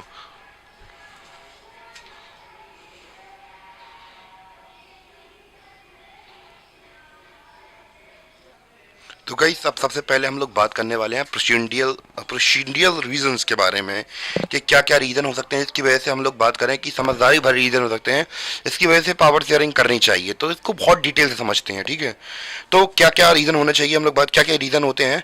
सबसे पहला हमारा रीज़न क्या दिया गया हमने, social conflict often lead to the violence, यानी कि जो सोशल सामाजिक कॉन्फ्लिक्ट होते हैं तो भैया इसमें क्या होता है, वायलेंस होती है। ठीक है, एंड पॉलिटिकल इंस्टेबिलिटी, तो पॉलिटिकल किसी भी कंट्री की अगर आपको डेवलपमेंट करानी है तो पॉलिटिकल स्टेबिलिटी होनी चाहिए वहां पे। अगर पॉलिटिकल इंस्टेबिलिटी है तो वहां पे डेवलपमेंट नहीं हो पाता। सो हम लोग कह सकते हैं power sharing good way to ensure the stability of political order. तो एक तरीके से हम लोग कह सकते हैं कि पावर शेयरिंग एक अच्छा तरीका है कि किस पॉलिटिकल ऑर्डर बना रहे किसी भी कंट्री के अंदर, क्योंकि अगर आप लोग पॉलिटिकल स्टेबिलिटी नहीं बना सकते, भाई गजब का धमाल होता है और दुनिया तबाह हो जाएगी आपकी। तो भैया एक तरीके से कह दें कि अगर आपको लाइफ में कुछ अच्छा करना है तो भैया कंट्री को अगर अच्छा बनाना है तो पावर शेयरिंग कर लो, वरना बहुत दिक्कत हो जाएगी, पॉलिटिकल इंस्टेबिलिटी हो जाएगी। क्योंकि भैया जो माइनॉरिटीज हैं आपको वोट देंगे ही नहीं, आपके खिलाफ हो जाएंगी, लड़ने के लिए उतर आओगी, जैसे कि हमें अभी बांग्लादेश के अंदर देखने को मिला। That's not a good way to live with the minorities. imposing the will of majority, तो imposing the will of majority community over other mob looks an attractive option in short run, but in long run it undermines the unity of the nation। यानी कि अगर आप लोग short term पे देख रहे हैं, शॉर्ट टर्म की बेसिस पे तो ये अच्छा लगेगा कि जो मेजोरिटी वाले पीपल हैं उनकी बात सुनी जाए या फिर उनकी बात करी जाए, पर अगर आप लोग लॉन्ग रन में देखते हैं तो फिर देश की जो यूनिटी है वो बनेगी ही नहीं। क्योंकि भैया जो माइनॉरिटी कम्युनिटीज हैं वो आपके साथ रिलेट ही नहीं करेंगी, वो कहेंगे हम आपके साथ क्यों ही रहे हैं, हमें अलग से बना के देश दे। तो नहीं, अगर नहीं बनाने दे रहे देश तो भैया विद्रोह करेंगे, तोड़ फाड़ करेंगे, यहाँ तोड़ा करी आज वहां तोड़ा करी कल वहां तोड़ा करेंगे, तो बस कॉन्फ्लिक्ट मचता ही रहेगा, कलेश होती रहेगी। तो इसलिए भैया यही है कि भैया अगर आप पावर शेयरिंग नहीं कर रहे तो भैया बहुत बड़ी दिक्कत है आपके लिए, ठीक है। तीसरा क्या है, टिनरी of the of majority is not just oppressive for the minority, it often bring ruin to the majority। यानी कि अगर हम लोग बात करें कि as well, तो मेजोरिटी एज वेल, तो भैया हम लोग बात करें कि अगर मेजोरिटी को पास पावर भी है, अगर वो दबा भी रही है तो फिर अगर एक समय तक आप दबा लेंगे, मान चलिए ठीक है, एक एग्जांपल की मैं से बता रहा मैं कि अगर कोई कंट्री के अंदर कोई गवर्नमेंट मेजोरिटी के अंदर है तो मान चलिए कि आप लोगों ने दिन भर अपने सताया उन्हें, ठीक है, माइनॉरिटीज को, पर भैया सोए तो आप भी रात में, और ना करे खुदा ना खास्ता आपका बच्चा, आपका बीवी, आपके घर में कोई भी हो और वो लोग गाय बम फेंक दें आपके घर में, सो रहे हो आप हो तो आखिरकार इंसान ही ना, तो भैया कॉन्फ्लिक्ट क्यों ही करना, क्यों ही बम फेंके वो, या फिर क्यों ही आपके फैमिली को ऐड करें, तो क्योंकि आपने उसका ऐड किया तो वो तो भैया ऑब्वियस सी बात है बदला लेने की कोशिश करेगा।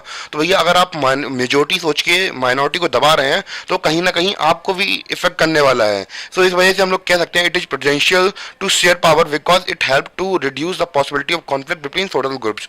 तो भैया इससे क्या होता है कि जो सोशल ग्रुप्स होते हैं उनके बीच में जो मतभेद होते हैं या फिर कॉन्फ्लिक्ट होते हैं, उसकी जो कॉन्फ्लिक्ट होने की सिचुएशंस होती हैं वो थोड़ी कम हो सकती हैं। यानी कि एक तरीके से हम लोग कह सकते हैं कि जो कॉन्फ्लिक्ट होने के चांसेस थे वो हमने बहुत अच्छी तरीके से रिड्यूस कर दिए हैं। जैसे कि अगर मान चलिए कि क्लास में अगर हम लोग बात करें कि क्या होता है कि घर की बता दे रहा मैं कि घर के अंदर एक किसी के भाई बहन हो तो आपको पता होगा कि एक बहुत ज़्यादा डोमिनेटिंग होता है, एक बहुत रिसेसिव होता है। तो अगर पेरेंट्स दोनों के पास इक्वल पावर करते हैं तो भैया दोनों के बीच में कॉन्फ्लिक्ट होने के जो चांसेस हैं वो हमेशा कम रहेंगे, वरना भैया बड़ा भैया तीन चार चिपकाता रहेगा, छोटा सुनता रहेगा, पर बाद में क्या होगा वो कंप्लेन कहीं ना कहीं तरीके से फंसवा देता है धीमे से। तो भैया यही प्रॉब्लम होती है। अगर आप पावर शेयरिंग अच्छी तरीके से कर देंगे as a good parents, as a good government, तो फिर आपकी कंट्री के अंदर जो पावर शेयरिंग की प्रॉब्लम थी वो सॉल्व हो गई और फिर कॉन्फ्लिक्ट होने का तो कोई चांस ही नहीं बनता, क्योंकि आपने जो पावर शेयरिंग है वो अच्छे तरीके से कर दी है। इन द केस हमने बेल्जियम का केस देखा कि वहां पे कितने अच्छे तरीके से जो पावर थी उसको शेयर किया गया और कैसे कैसे उन्हें उसके बेनिफिट्स मिले। और वहीं श्रीलंका में अगर पावर शेयरिंग अच्छी तरीके से नहीं की गई और वहां पे मेजोरिटिज्म को अपनाया गया तो वहां पे हमें क्या देखने को मिला, सिविल वॉर की सिचुएशन देखने को मिली। तो ये डिफरेंसेस आ जाते हैं और कुछ नहीं है।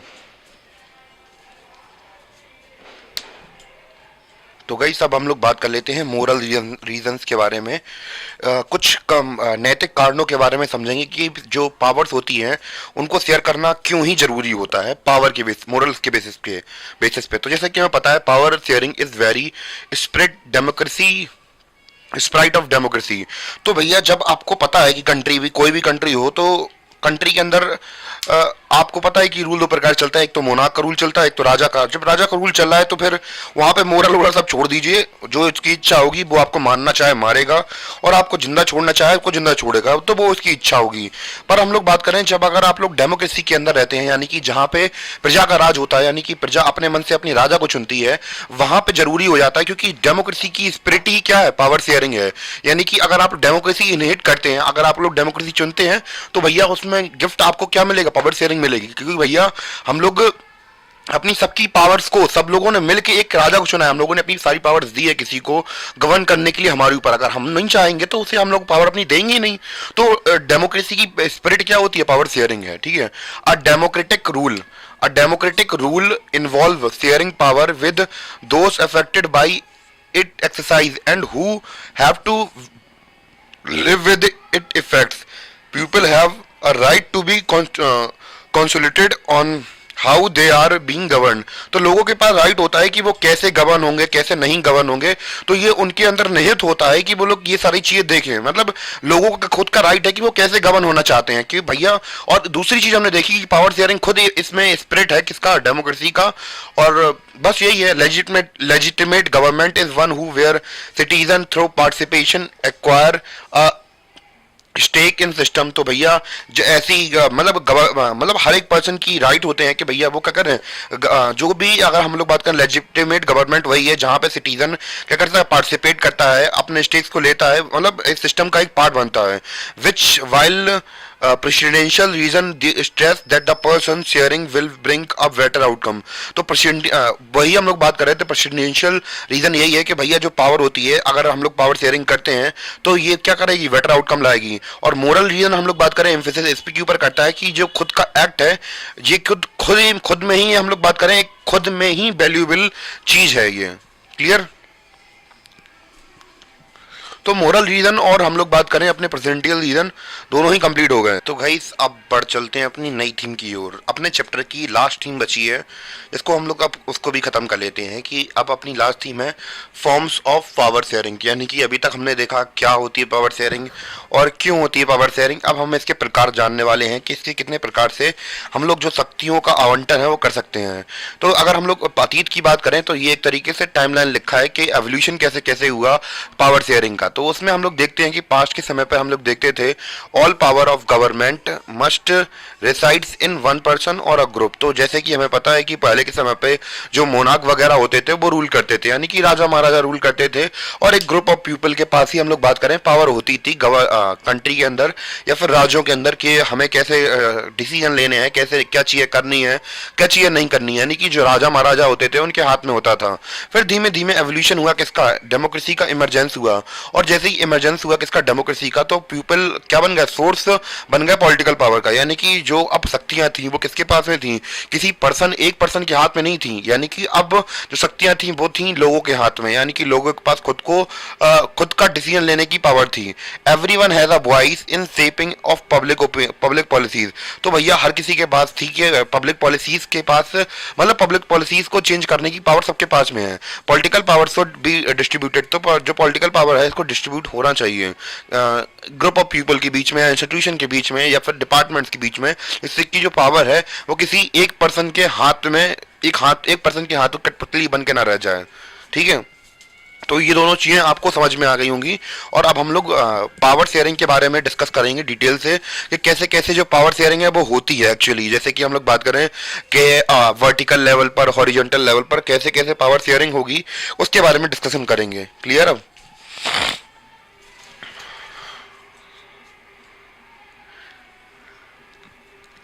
तो गाइस बात करें कि कैसे कैसे पावर का डिवीजन होता है तो हम लोग उसके बारे में थोड़ी बहुत चर्चा करते हैं। तो जैसे कि हमें पता है कि मॉडर्न टाइम पे मॉडर्न डेमोक्रेसीज के अंदर जो पावर शेयरिंग अरेंजमेंट है वो हमें कुछ इस प्रकार देखने को मिलती है। तो मैनी फॉर्म्स ऑफ हम लोग बात करें, मैनी फॉर्म्स में हम लोग पावर को डिवाइड करते हैं। जैसे power sharing among different organs of government. जब हम लोग बात करें कि डिफरेंट ऑर्गन्स की, जब हम लोग बात करें कि एक लेवल के ऊपर आप बात करते हैं, चाहे वो सेंटर हो, ठीक है, सेंटर गवर्नमेंट की अगर हम लोग बात करें तो इसमें अलग अलग ऑर्गन देखने को मिलते हैं। तो बड़े इंडिया का पर्सपेक्टिव से अगर देखा जाए, सुप्रीम कोर्ट हुआ या फिर प्राइम मिनिस्टर हुए हमारे, या फिर हम लोग बात करें कि जो सुप्रीम कोर्ट के जज हुए, तो अलग अलग लेवल पर हम लोग जब बात करें एक प्रकार से हॉरिजॉन्टल डिस्ट्रीब्यूशन होता है। ऐसे करके जब ऑर्गन्स एक मतलब एक तरीके अलाइन रहते हैं। तो गवर्नमेंट के हमें पता है 3 ऑर्गन होते हैं। कैसे कैसे, यहाँ पे साथ मैंने नाम नहीं लिखा है उनका। तो जैसे कि हम लोग बात करें कि हमें पता है कि गवर्नमेंट के 3 ऑर्गन होते हैं, लेजिस्लेटिव, जुडिशरी और लेजिस्लेटिव, जुडिशरी और एग्जीक्यूटिव। तो मेरे दिमाग से थोड़ा निकल गया था, हाँ। तो इन ये तीनों ऑर्गन्स हैं, तो भैया अब इन तीनों के बीच में जो पावर है वो इक्वली डिस्ट्रीब्यूट कर दी गई, किसी को कुछ मैटर दे दिया, किसी का कुछ मैटर दे दिया, किसी को कुछ मैटर दे दिया, ठीक है। तो और एक दूसरे को हम लोग बात करें, ऐसा हमने सिक्वेंस कर दिया, अरेंज कर दिया कि एक दूसरे के ऊपर मतलब बैलेंस एक तरीके से बना कर रखें, चेक ऑफ बैलेंस बना के रखें, जिससे कि अगर कोई अनलिमिटेड पावर इस्तेमाल कर रहा है तो जाके इसको रोक सका है। जैसे कि अगर हम लोग बात करें, कोई मंत्री कोई लेजिस्लेटिव कोई ऐसा कानून बना दे जिससे कि हम लोग बात करें जो फंडामेंटल राइट्स हैं वो अहत हो रहे हैं, तो फिर हमारी जो जुडिशरी है उसके पास पावर है कि अगर फंडामेंटल राइट्स को अगर आप वायलेट कर रहे हैं तो उनको जाके आप प्रोटेक्ट करेंगे। तो भैया जो जुडिशरी का काम है तो क्लियर ही है। तो अब भैया वो ऐसी कोई पॉलिसी बना ही नहीं पाएगा जिससे कि हम लोग बात करें फंडामेंटल राइट्स को वायलेट कर सकें, या फिर कोई ऐसा नहीं ले पाएगा जो कि जुडिशरी उसके ऊपर रोक नहीं लगा पाएगा। तो कहीं जुडिशरी कुछ ऐसी ब्राइब्स वगैरह लेते हुए ना पाया जाए, या कुछ अपनी गलत शक्तियों का इस्तेमाल लेकर कर सके, तो इसको लेकर जो हम लोग बात करें लेजिस्लेटिव है वो देखती है। तो अब ये अलग अलग लेवल पर हम लोग बात करें, एक दूसरे को चेक एंड बैलेंस देने के लिए अगर हम लोग पावर को डिस्ट्रीब्यूट कर देते हैं तो प्रॉब्लम्स नहीं आती हैं। हॉरिजॉन्टल डिस्ट्रीब्यूशन ऑफ पावर क्या है? Such separation ensure that none of the organ, तो वही हमने ऑर्गन्स के बारे में बात की कि कैन एक्सरसाइज अल्टीमेट पावर्स। तो कोई भी जो हम लोग बात करें ऑर्गन है वो अल्टीमेट पावर का इस्तेमाल ना कर सके। Each organ check the other, तो हर एक ऑर्गन दूसरे ऑर्गन को चेक करता रहे कि भैया ये कोई एक्स्ट्रा पावर तो इस्तेमाल नहीं कर रहे हैं। तो इनका यही काम है कि देखना कि ये कोई मतलब शक्तियों का गलत इस्तेमाल तो ना करे। This result in balance of power among various institution. तो इसके तहत हम लोग बात करें कि जो पावर का डिस्ट्रीब्यूशन है वो अलग अलग ऑर्गन्स के अंदर, हमें अलग अलग डिपार्टमेंट के अंदर हमें देखने को मिलता है। जैसे लेजिस्लेटिव जुडिशरी को देखती है, जुडिशरी एग्जीक्यूटिव को देखती है, और एग्जीक्यूटिव दोनों को देखती है, और मतलब एक दूसरे के ऊपर चेक एंड बैलेंस का काम बना के चलते हैं। तो इसलिए हम लोग बात करें इस सिस्टम को क्या कहता है? System of check and balance कहा जाता है इसे। यानी कि अब भैया ऐसा सिस्टम हमने तैयार कर दिया कि भैया कि अब किसी तीसरे व्यक्ति को दूर से देखने की जरूरत नहीं है कि हाँ ये कोई कर रहा है, तो एक दूसरे की शिकायत करते रहेंगे और इसी में हम लोग बात करें हमें न्याय मिल जाएगा, और हमारे जो सिस्टम्स हैं डेमोक्रेसी के वो अच्छी तरीके से वर्क करते रहेंगे, और बस यही सिस्टम हमारा चलता जाएगा और बस हमारा काम भी होता रहेगा। ठीक है, तो आई थिंक कितना हॉरिजॉन्टल डिस्ट्रीब्यूशन समझ में आ गया कि डिफरेंट ऑर्गन्स में हम लोग पावर को डिस्ट्रीब्यूट कर दें और फिर उसको हम लोग बात करें एक दूसरे को चेक एंड बैलेंस बनाते रहेंगे, तो फिर पावर का मिसयूज भी नहीं होगा। तो बस यही था अपना। अब हम लोग बात करते हैं वर्टिकल पावर डिस्ट्रीब्यूशन। तो गाइस अब हम लोग बात करने वाले हैं vertical form of government power sharing. तो जैसे कि हम लोग बात करते हैं, अभी हम लोग बात कर रहे थे हॉरिजॉन्टल पावर शेयरिंग के बारे में बात की, अब हम लोग बात करने वाले हैं वर्टिकल पावर शेयरिंग। यानी कि अभी तक हम लोगों ने ऐसे बात की थी, अब हम लोग ऊपर से नीचे डालेंगे, ठीक है, गलत मत समझ लेना।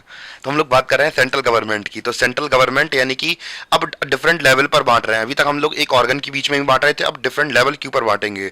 सेंट्रल से स्टेट पावर, सेंट्रल, स्टेट और लोकल में तीन पार्ट में हम लोग पावर को शेयर कर लेते हैं। तो इसे क्या बोलते हैं? इसे दूसरी भाषा में फेडरल गवर्नमेंट बोलते हैं, जिसे हम लोग अपने अगले चैप्टर में पढ़ने वाले हैं, ठीक है।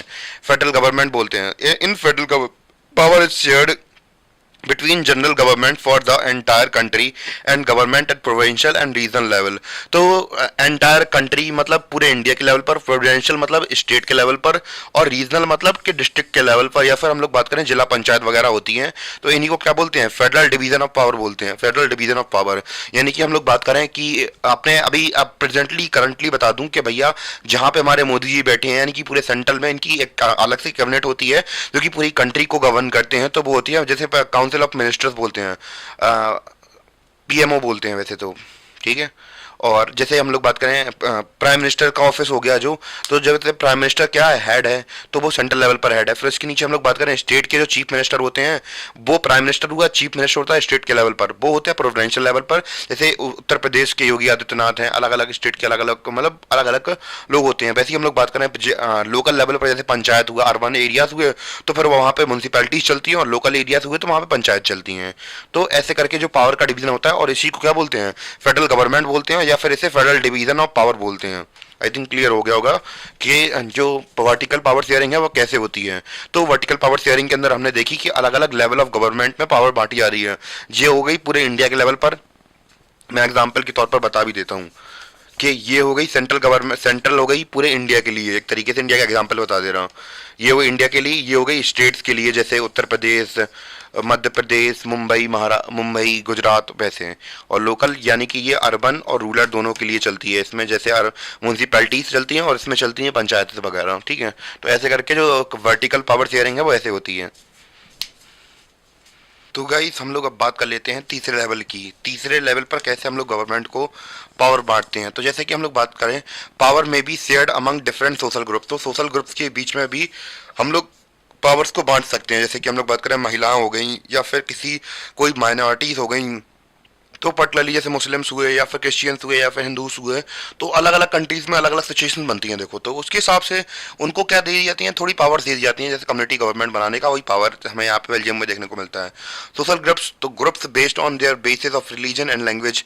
तो कुछ भी रिलीजन के ऊपर दे दो, लैंग्वेज के दे दो। कोई जैसे तमिल स्पीकर हमने देखे थे श्रीलंका के अंदर, और जैसे कुछ रिलीजन को वो फॉलो करते हैं, जैसे क्रिश्चियंस हैं, हिंदूस हैं, उसी बेसिस पर सोशल ग्रुप्स के बीच में हम लोग बात करें पावर को शेयर कर दो। जैसे कम्युनिटी गवर्नमेंट के बारे में हम लोगों ने बात की थी कहाँ पे, बेल्जियम के अंदर। और गुड एग्जांपल है अरेंज इस प्रकार के अरेंजमेंट का। कुछ कंट्रीज क्या करती हैं, there are constitutional and legal arrangement. तो वो लोग कॉन्स्टिट्यूशनली और लीगल अरेंजमेंट ऐसा करती हैं जहाँ पे जो सोशली वीकर सेक्शन होते हैं, जैसे कि हम लोग बात करें इंडिया के अंदर जेंट्स वगैरह हुए, या फिर हम लोग बात करें कि सोशल मतलब माइनॉरिटीज की बात करते हैं, तो जो लोग कम मात्रा में होते हैं, जैसे कि यहाँ पे श्रीलंका के अंदर हम लोगों ने बात की थी, वीकर सेक्शन होते हैं। जैसे वी लोग वीकर सेक्शन में नहीं आते हैं जेंट्स, शायद मुस्लिम्स और एस से वाले से आते हैं, ठीक है। जैसे कि हम लोग बात करें कुछ कम्युनिटीज़ होती हैं हिंदुज़म के अंदर, तो उनके उसको हम लोग वीकर सेक्शन में डाल देते हैं। तो उनके लिए जैसे कि हाँ, एक अच्छा एग्जांपल आया कि जैसे जब ब्रिटिश के टाइम पे उन्हें डिवाइड करना था, तो वो लोग क्या कर रहे थे, सोशल ग्रुप्स बना दे रहे थे, जैसे वुमेंस के लिए, दलित्स के लिए, और हम लोग बात करें कि मुस्लिम्स के लिए, और कैसे कैसे करके वो क्या कर रहे थे, अलग अलग ग्रुप्स को क्या दे पावर दे रहे थे, उनके लिए अलग अलग कॉन्स्टिट्यूंसी बना रहे थे, मतलब रिजर्व कॉन्स्टिट्यूंसीज बना रहे थे, जिसके तहत हम लोग बात करें उसी क्षेत्र में केवल उतने ही मतलब लोगों को वोटिंग राइट देने का अधिकार हो, और मतलब अधिकार हो, और वहाँ से बस केवल वही मतलब उसी का, जैसे कि अगर वुमेन की बात करें तो केवल उस इलाके के अंदर वुमेन ही खड़ी हो पाए, जैसे कि उनका रिप्रेजेंटेशन बढ़े। और जैसे कि हम लोग बात करें कि पार्लियामेंट में सीट वगैरह रिजर्व करवा देना उसके लिए, वुमेन्स के लिए, तो यही सारी चीज़ें होती हैं। और बस वही लिखा है, in some countries there are constitutional and legal arrangement where by socially weaker section and womens are represented in the legal legislature and administration. तो एडमिनिस्ट्रेशन और लेजिस्लेचर में हम लोग बात करें उनका रिप्रेजेंटेशन हो सके, और रिजर्व, इन्हें क्या बोलते हैं, एग्जाम्पल है रिजर्व कॉन्स्टिट्यूंसीज। तो कुछ इलाकों में हम लोग बात करें जो कॉन्स्टिट्यूंसीज होती हैं उन्हें रिजर्व कर दिया जाए कि इस एरिया से केवल जो एससी कास्ट के लोग हैं तो वही खड़े होंगे, और कोई पर्टिकुलरली क्षेत्र दे देते हैं जहाँ से कहते हैं महिलाओं के लिए केवल यहाँ से महिलाएं खड़ी होंगी। तो फिर वही एग्जाम्पल है कम्युनिटी गवर्नमेंट का, ठीक है। आई थिंक क्लियर हो गया होगा आपको। अब एडवांटेज भी देख लेते हैं इसकी। तो गाइस अब हम लोग बात कर लेते हैं advantage of sharing power among different social groups. तो भैया क्या एडवांटेज होता है जो अगर हम लोग पावर कर शेयर कर रहे हैं वो अलग अलग डिफरेंट सोशल ग्रुप्स में कर रहे हैं, इसका फायदा क्या है। तो भैया this type of arrangement in meant to give space in government and administration to diverse social groups who otherwise would feel an alienated from the government. यानी कि भैया अगर एक घर है, तो घर के अंदर अगर छोटे बच्चा, आप लोगों ने देखा होगा घर में कोई फंक्शन होता है, छोटे बच्चे कहते हैं भैया मैं काम करा दूं यार, हेल्प करा दूं, तो उन्हें लगता है यार अपना काम हो रहा है, तो वही आप लोग मार फटकार के भगा दो, जाओ खेलो जाके। तो उन्हें बुरा लगता है कि भैया कि अगर मैं फैमिली का हिस्सा हूं तो मैं भी तो पार्टिसिपेट कर सकता हूँ। तो फिर इसी इसी टाइप से हम लोग बात करें कि इस प्रकार के अरेंजमेंट भैया हम लोग बात करें उन्हें स्पेस देती है गवर्नमेंट में और एडमिनिस्ट्रेशन में अलग अलग सोशल ग्रुप्स को, क्योंकि अगर हम लोग ऐसा नहीं करेंगे तो उन्हें एलिनेटेड फील होगा, यानी कि वो लोग एलियन जैसा फील करेंगे गवर्नमेंट से, और वो सोचेंगे ये हमारे लिए है ही नहीं है, तो फिर भैया हम लोग कॉन्फ्लिक्ट करते हैं, फिर अलग हो जाते हैं। सीधी सीधी बात है। This method is use to give minorities communities a fair share of power. इसमें क्या की जाती है, फेयर शेयर ऑफ पावर दी जाती है, यानी कि उन्हें भी पावर दी जाती है, जिससे कि उन्हें लग सके कि हाँ भैया हम भी आपका ही हिस्सा है, अभिन्न हिस्सा है, और हमें भी, हमारे पास भी पावर है, हमारे पास भी क्षमता है। और इससे कि जो एक तरीके से हम लोग बात करें कि एक शांति बनी रहती है ग्रुप ऑफ पीपल के अंदर, जिससे कि हम लोग बात करें वो लोग झगड़ा नहीं करते, लड़ते नहीं है जब उनके पास शेयरिंग पावर होगी। जैसे कि हम लोगों ने बेल्जियम के केस में देखा कि उन्होंने कैसे जो फ्रेंच स्पीकिंग थे और डच स्पीकिंग पीपल थे, इन्होंने कैसे अच्छी तरीके से पावर को शेयर किया और अच्छी तरीके से रहे। तो यही देख रहे हैं कि भैया उन्हें भी फेयर पावर मिला, और जिससे कि उन्हें भी अच्छा लग रहा था, अलग अलग, वो भी तो अलग अलग कम्युनिटी के ग्रुप के लोग थे ना, तो उन्हें भी अच्छा लग रहा था इन सब चीज़ों को देखकर, और उन्हें भी ऐसा लगा। चाहे हम लोग बात करें कि इंडिया के अंदर भी ऐसा देखने को मिलता है, चाहे वो हम लोग बात करें कोई भी कास्ट से आते हों, सबके लिए वुमेन्स के लिए अलग रिजर्व सीट रहती हैं, मुस्लिम्स के लिए अलग रहती हैं, माइनॉरिटीज़ के लिए अलग रहती हैं, एससी के लिए अलग रहती हैं, एसटी के लिए अलग रहती हैं। तो सभी प्रकार के ग्रुप इंडिया के अंदर हमें भी देखने को मिलते हैं। तो गाइस अब अपना बस लास्ट टॉपिक बचा है कि भैया चौथा टाइप बचा है पावर शेयरिंग का।